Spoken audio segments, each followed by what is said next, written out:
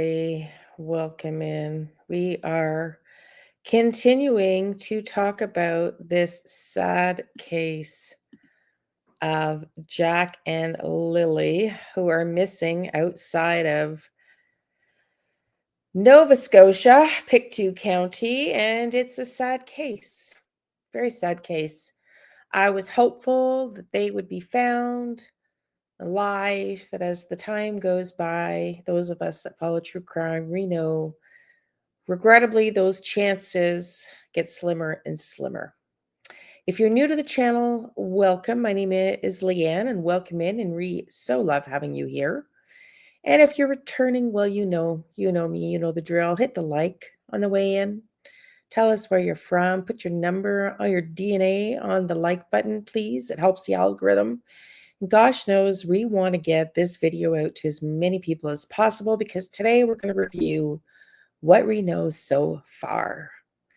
And I'm just going to go through the timeline of events that are reported by Crime Times Line. And that way we will be able to accurately, amongst ourselves on this channel, agree that this is what collectively we know together on this channel so far. I hear a lot of comments about autism and whether or not the children have slight autism. The mother was reported as saying they may have autism, so there's likely a suspicion there. I've also seen a post by an aunt declaring them to be autistic. However, Facebook, is it really their aunt? So let's go through this timeline and see if it's referenced anywhere else. And also, let's just go through anything that we may have missed in the facts department with this video. And I've got some 4 dispatch audio recordings that we will listen to coming up over the next few days. I will do those live and continue to upload tarot readings. I canceled the live tarot readings because yesterday and today, my regrets, my apologies. Yours truly is exhausted. This girl's got a lot going on, including moving. Working on the last few days of the tarot deck that I'm creating. You know, life when you can't sleep and you got insomnia like yours truly. So hit the like, subscribe, please, and look out. I've got 7 more videos, topics I've already picked for tarot readings, and 4 more lives. Also have a members only live Thursday night at 7 for members only. It's $1.99 a month, and we're going to start working on the 30 days to better developing your intuition and psychic abilities by going through the exercises together on the live with Q&A afterwards. Okay, everybody. Lily and Jack Sullivan. She's 6, Jack is 4. Cute, adorable little kids here. Both children live with their mother, Malaya Brooks Murray, and stepfather, Daniel Martel, on Gairloch Road in Lansdowne Station, Pictou County, Nova Scotia. Their disappearance, 6-year-old Lilly Sullivan and her 4-year-old brother, Jack, were reported missing around 10 a.m. on May 2nd, 2025, from their home on Gairloch Road in Lansdowne Station, located approximately 30 kilometers from New Glasgow, Nova Scotia. According to their mother, Malia, I think it's Malia Brooks Murray, she woke that morning in the sound of the children playing in the next room, Well, that in itself is a problem. I'm trying not to judge, but I mean, usually you don't wait for your kids to wake you up, too long before you get up. So anyways, she briefly fell back asleep, but upon waking again and discovering they were no longer in the house, she immediately called 911. Thank you, Malaya, for calling 911 for your kids. We appreciate that. And this is no judgment at this point in time. Both parents are presumed to be innocent until proven otherwise. However, trying not to worry about too much neglect that may or may not have gone on in this house. So Let's move forward to missing children's siblings. Lilly and Jack have been missing in rural Canada since May 2nd, 2024. 6-year-old Lilly Sullivan and her 4-year-old brother Jack were reported missing around 10 a.m. on May 2nd, 2024 from their home on Garlick Road in Lansdowne Station, located approximately 30 kilometers from New Glasgow, Nova Scotia. According to their mother, Malaya Murray, she woke that morning to the sound of the children were playing in the next room. She briefly fell asleep, but upon waking again and discovered they were no longer in the house, she immediately called 911. Their stepfather, Daniel Martel, has been deeply involved in search efforts. He described Lilly and Jack as awesome kids, noting Jack's love for bugs and dinosaurs, and how Lilly, while found girly things, often followed her brother's lead. They are like best friends, not just brother and sister, he said. Malia Brooks Murray moved to Daniel's home 2 years ago and is a stay-at-home mom. Daniel works at a local sawmill, but work has slowed down there in recent weeks, and he was not at work on Friday. Malaya Brooks Murray family members have raised concerns about the possibility of an abduction and have urged authorities to expand the search beyond the immediate area to include provincial borders and transportation hubs. Martel also noted that certain items found during the search, such as clothing and a water bottle, did not belong to either child. Lilly and Jack are members of the Sipknik First Nation. In response to the case, Chief Michelle Glasgow publicly questioned the decision not to issue an Amber Alert and called for establishing a national alert system tailored to better respond to such emergencies. I agree. I'm really not sure why at this point they have deemed that the children walked out the door when the mother was asking for an Amber Alert. I'm not sure. I'm also not really clear. I think most of us have a sense that there might have been some use of drugs perhaps and some neglect perhaps, in our opinions, allegedly not proven as fact, just an assessment based on looking at the house.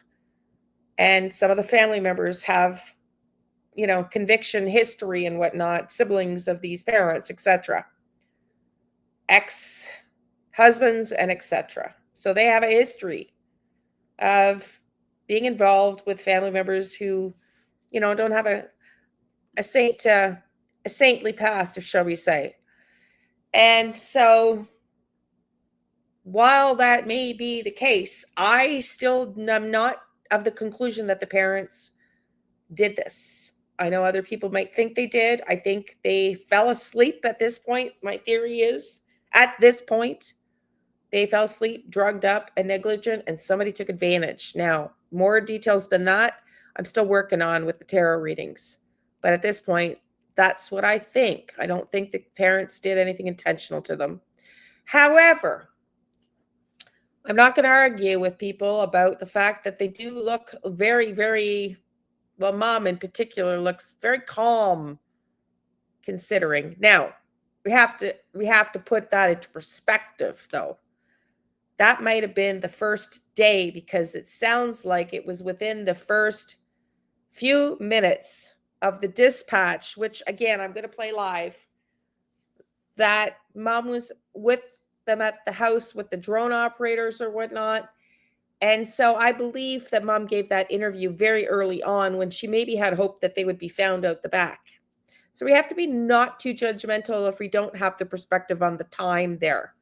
She still doesn't look quite as freaked out as some may be, but, we don't really know. Maybe she was composing herself deliberately just to get on camera. I'm trying to give her the benefit of the doubt at this point, but, neglectful negligence at absolute bare minimum.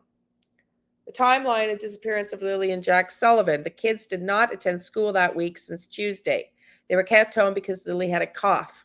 Tuesday, April 9th, 2025, the bus driver dropped them off at home school on Tuesday.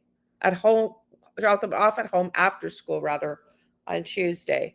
Wednesday, April 30th, the province had no school due to a National Day for Truth and Reconciliation. This is culturally significant day for the entire country and observed across all schools and public institutions in Nova Scotia, particularly if this family had a Native background, and they are, we now know, Native and have a Native background. Also makes sense. I heard allegedly rumored that this was the welfare day, if you will, and the welfare checks come in. And so maybe other family members came over during the National Day of Reconciliation and or friends, and they had a little party, which we saw by one of the neighbors may or may not have happened Wednesday. He wasn't sure if it was Wednesday or Thursday. I've already picked up that I think they left the house and were missing Thursday, whether that's late Wednesday after the party at 2 a.m. Thursday. I haven't zeroed in on that fact yet or that information yet. That's just my first observation through the tarot and my downloads and visions. Friday, May 2nd, 2025, 10 a.m., 6-year-old Lilly Sullivan and 4-year-old Jack Sullivan are reported missing from their rural home on Gaelic Road in Lansdowne Station, Pictou County, about 30 kilometers from New Glasgow, Nova Scotia. The children were last seen playing in the yard. Mom's statement, they were outside playing, but we were not aware of it at this time. Everybody in the world has eyebrows raised when we hear this, because it seems to me like if you were sleeping and you didn't know they were outside, how did you know they were playing? Kind of sounds impossible to have both one and the other coexist at the same time, to both be accurate. And the next thing we knew, it was quiet. Well, was it really the next thing, or was it the next thing after you woke up from a high episode, quote unquote, allegedly, just in my opinion, a potential? 11 a.m. following their disappearance, a vulnerable missing person advisory was issued in Pictou County. The Pictou County District RCMP is seeking public assistance in locating 6-year-old Lilly Sullivan and 4-year-old Jack Sullivan. They were last seen this morning on May 2nd on Gaelic Road in Lansdowne Station, Pictou County. Lilly Sullivan has shoulder-length hair, light brown hair with bangs, and may be wearing a pink sweater, pink pants, and pink boots. I heard rumors allegedly of this pink sweater or t-shirt rather on the ground, and that it wasn't hers. I don't know if they were planted, because that was a reference to a pink t-shirt, and in this it says pink sweater. Perhaps not a ruse by mom and dad if Lily was wearing a pink sweater and what was located was a pink t-shirt. I don't know. Tell me if I got that wrong, but that seems to be my understanding. It was a pink t-shirt was found. Jack Sullivan has short blondish hair and was last seen wearing blue dinosaur boots. Further clothing details are unavailable. The RCMP requests that the public share this information responsibly through social media.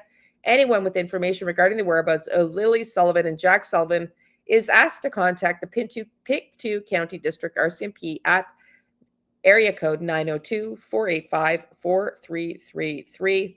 Those wishing to remain anonymous can contact Nova Scotia Crime Stoppers toll free at 1-800-222-TIPS 8477. That's 1-800-222-TIPS TIPS or 8477. Or you can go to crimestoppers.ns for Nova Scotia.ca for Canada and source the file number 2025-580-096. At 5:27 p.m., a broadcast intrusive alert was issued extending to Antigonish, Colchester, and Pictou counties. RCMP and emergency responders began search efforts, immediately deploying ground crews and air support. Well, I'm not so sure how fast that was if the kids were reported missing at 10 and they didn't start their ground search until 5:27. I don't know. I think they started searching more immediately than that, and they've just not referenced it in this post. Tell me what you think. RCMP and emergency responders began search efforts immediately. Well, again, I think they actually started before 5:27. I could be wrong.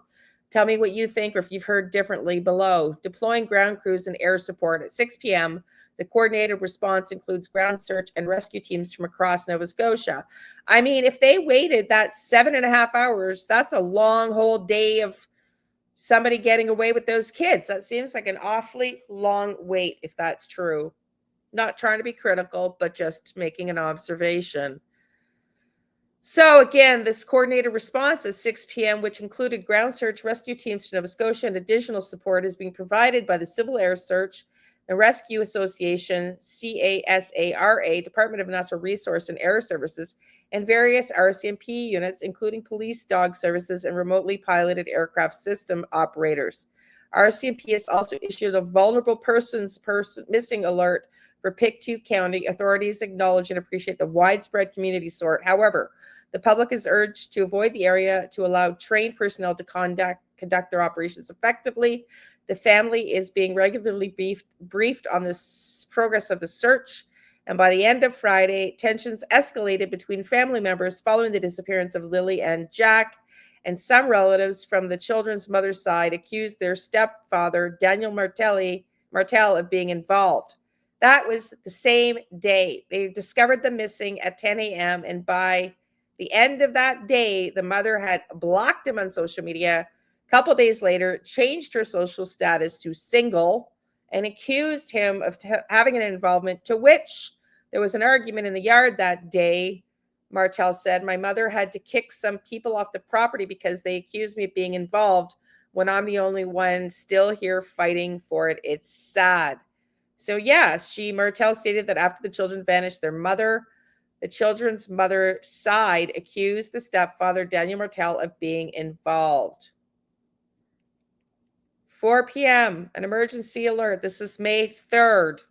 An emergency alert has been issued for Pictou, Antigonish, and Colchester counties regarding missing vulnerable children. This is 4 p.m. the next day, May 3rd, 2025. Lilly and Jack Sullivan, last seen on May 2nd in Lansdowne Station, Nova Scotia. The Nova Scotia RCMP is seeking public assistance to locate 6-year-old Lilly, who has short blondish hair and is wearing a blue dinosaur boots. Anyone with information is urged to call police or Crime Stoppers. A massive multi-agency search is launched, and over 160 trained searchers join, including the RCMP, volunteer ground search and rescue teams, police dogs, drones, and helicopters. Infrared technology is used to sweep the forested terrain surrounding the home, and the search area expands approximately 4 square miles, or square kilometers rather, which is 2.2 miles. Maleha Brooks Murray and Daniel Martel attended, is that 2.2? God, I've just lost my math. Attended a briefing at the search and rescue headquarters on Lansdowne Station Road. And according to Martel, Maleha Brooks left in the middle of the briefing and was sitting in the back of an ambulance. She then left the area with her mother, and Martel stated that he has not been seen or heard of from her since. And he says she cut off all contact with him following this. I mean, it sounds very odd, it sounds so odd. What do you think? What do you think? Let me see if I can pull up. I'm just going to read this in the background, if you will, so you can look at the pictures. Now that you've seen that I'm reading something legitimately, you don't have to stare at the pictures, or you can stare at the pictures. It's a lot more pleasant. So, May 4th, 2025, Daniel Martel shared the following account with news outlets regarding the disappearance of Lilly and Jack Martel. Early morning, Martel says Lilly came into the room multiple times while Jack was lately playing in the kitchen. Shortly after, he believes the children quietly opened the back sliding door and went outside. Their boots were found beside the door. Oh, now that's a piece of information I hadn't heard before. Well, I'm glad we did this exercise. So what boots are they wearing? I'm so confused. Like what boots are they wearing? Moments later, Martel assumes they exited through the back fence and left the property. Upon realizing they were gone, he says he immediately got in his car and searched nearby road dirt roads, culverts, rivers, and streams. Well, I've seen people comment about that. I think let's just tone it down a little bit. Like, let's just be realistic here. If you knew you were negligent and you were sleeping in high and drunk and your kids just couldn't find them, you'd get in your car and hope like hell they were in the back, and you'd head in the car and head down the road too. That's exactly what you would do. That's what we would all do. And then probably just like this, about 10 minutes later, you return home and he resumed the search on foot. But I'd probably call 911 while I'm on foot. But that's what happened. May 5th, 2025, stepfather was interviewed by Pictou County RCMP for hours.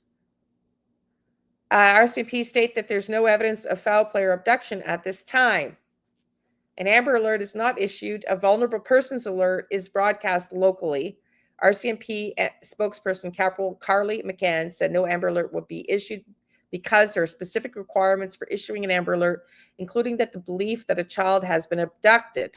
There is no evidence of an abduction, she said. They are believed to have wandered. She added that they are not believed to be with an adult. It is going to be a multi-agency response, and there are a variety of resources going out. Okay, let's just think about this for a second.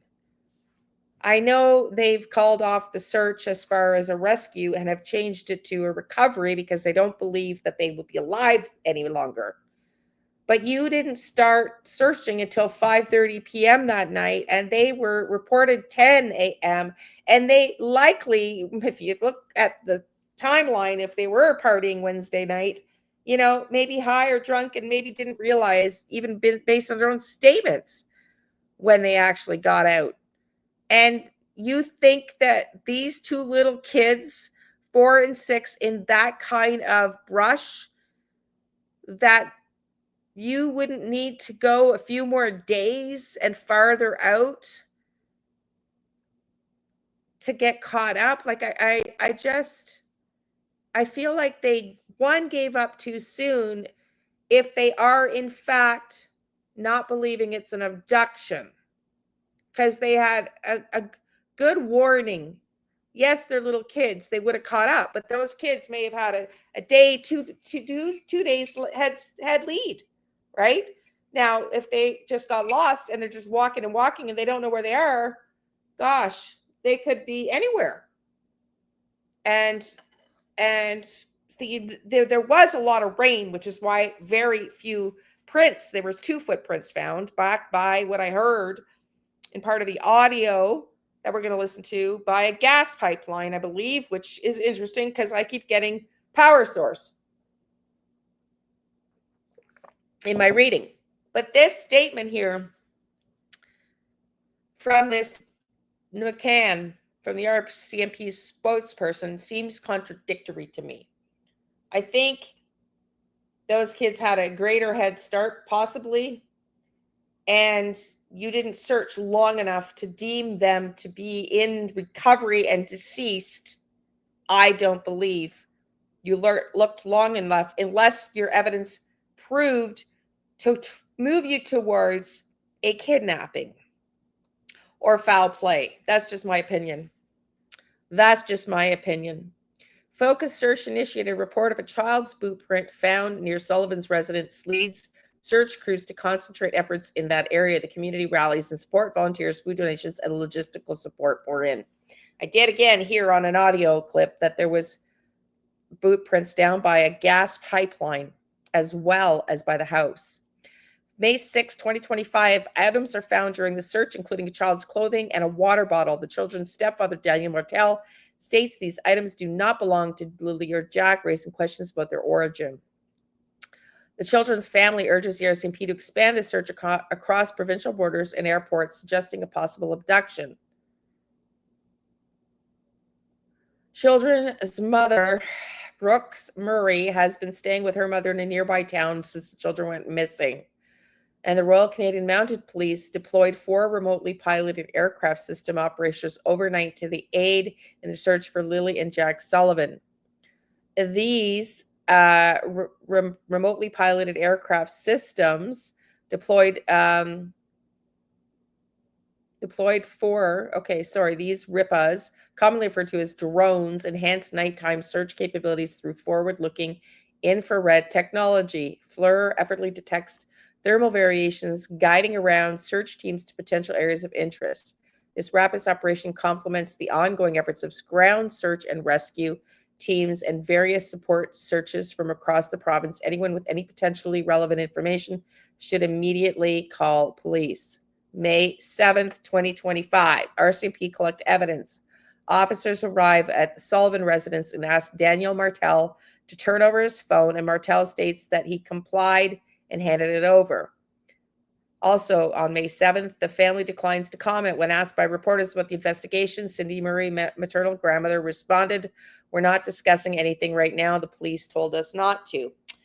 I don't know. Did the police tell them not to? I'm not so sure about that because the father's either not listening or he hasn't been told. We've also heard that story before in a similar family situation, the Sebastian Rogers case, where Seth is openly talking to the media and anybody and everybody as he's desperate to find Sebastian, unlike stepdad and mom who have been told by the police not to talk to anybody. Sounds a little familiar, doesn't it? 2:11 p.m., RCMP announced a scaling back of ground search operations, citing extensive coverage of the terrain and a lack of confirmed sightings. Over 6 days, more than 160 trained volunteers participated daily in a large-scale effort that covered roughly 4 square miles of dense forest. Despite the use of helicopters, drones, infrared imaging, and police dogs, there have been no confirmed sightings of the missing children. Investigation continues, but further searches are deployed. Fewer searchers are deployed. The Royal Canadian Mounted Police stated there is no indication of foul play or abduction. They've said this twice now. And they do believe that Jack and Lily likely wandered away from their home. As a result, an Amber Alert was not issued. Instead, alerts for vulnerable persons were circulated throughout Pictou County and surrounding areas. The RCMP emphasizes that this case remains open and active. May 8th, Lansdowne Station and Stellarton Station, Nova Scotia. Aerial and tech-assisted search. RCMP conduct an aerial search of the dense forest behind the Sullivan residence using a helicopter. Plainclothes investigators returned to speak with Daniel Martel. He reports they are seeking to analyze any technology that could help identify phones that entered this property. Well, there you go. It sounds like on May 8th, they are now looking for data records, for cell phone records of anybody that may have come on the property. Now, are they starting to change their theory and what they suspect may have happened? Because now they seem to be looking for another person. Now, listen to this, though. CPS involvement. According to Martel's interview, his friend drove Martel to the Children's Protective Service office in Stellarton, where he requested to see his 16-month-old daughter, Meadow. His request was denied. Martel's statement: as of now, I can be around Meadow with the kids going missing. As of now, I can't be around Meadow with the kids gone missing. Children's Protective Services wants to keep a tight leash on everything. Well, can't blame them there. May 9th, 2025, Lansdowne Station, Nova Scotia. Martel emphasizes cooperation. Danielle Martel states he's been fully cooperative with the investigators. I gave them everything from my phone. I asked for a lie detector test and drug tests. I am the one trying to move this forward and give them any information that I have. I think, if anybody, Mom's the one that, by appearances at this point, looks a lot more concerning, as have deceptive detectives said, and no truer words in analyzing them and giving them a deceptive detective a point system. He rates the mom's statement as more concerning than the dad's. Tech and digital investigation. Martel says RCMP examining the home's wireless router to determine who connected to the internet and when. Oh my God, because I said I thought someone was watching them. That is interesting. That to me sounds like they have something to determine who connected to the internet and when, or possibly something. A large RCMP truck was in the area regarding ongoing search efforts. Danielle Martel said the RCMP searched Lansdowne Lake for air via helicopter and also conducted an in-water search, but nothing was found. We've pointed to that lake in our search here. In the vision I had them walking I thought they came originally out the front door, but they might have been in the back playing and lured around to the front, where I think so far my theory is somebody had a car parked maybe down the road, but they had to walk through or around the corner somewhere, walk through the bush towards the lake, and then down a trail where I see a vision of them going in an open path more north. Potentially from there, a car picked them up. I'm not where the car was parked. I'm not so sure. I'm not so sure. Here are some pictures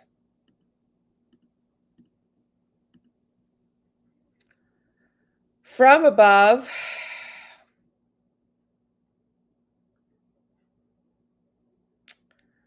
I'm going to do a reading to see if I can get any energy from one of these cars. I don't know how long ago this was. I'm not sure if this is aerial that was conducted or taken from the so-called party the night before. No idea how long ago these pictures were taken. But, this is kind of what I think may have happened that night. If this is truly a picture where somebody said there was maybe a party in a car parked even on the road, passed out inside, high or whatever, somebody was watching, maybe somebody parked up like here. Kids were in the back playing the next morning and everybody was still high, or as mom and dad said, next morning, maybe it actually happened more in the middle of the night. I don't know. And were they lured out? Not so sure. That would be harder to do, wouldn't it? So maybe they did come in the next morning when they were out back, and like I thought, maybe lured them through the fence. Looks like this fence may be easy to get through from some of the pictures. Some slots showed up in the cards. Maybe they were playing in the fence. They came out the laneway out towards the front, which is what I said, in through the bush here towards the lake, up to the back of the trails, and then I don't know. That's just a theory I've got so far. I have to work on that some more. From this viewpoint, it would be mom and dad still sleeping and dry and hung over and high or whatever, drunk. They're playing in the back. Someone had parked on the road up here, maybe walked through the bush, came up through the back, maybe lured them out through the fence, brought them back up here, through the back, this way. Did mom and dad sleep at the back of the house, maybe? Back up this way towards the lake, onto a pipeline trail, and then out, or hydro line and out. Just a theory so far. Ay, ay, ay. Anyways, y'all, hit the likies. Let's hope and pray. Let's hope and pray that we bring these kids home soon. Love and light. Cheers.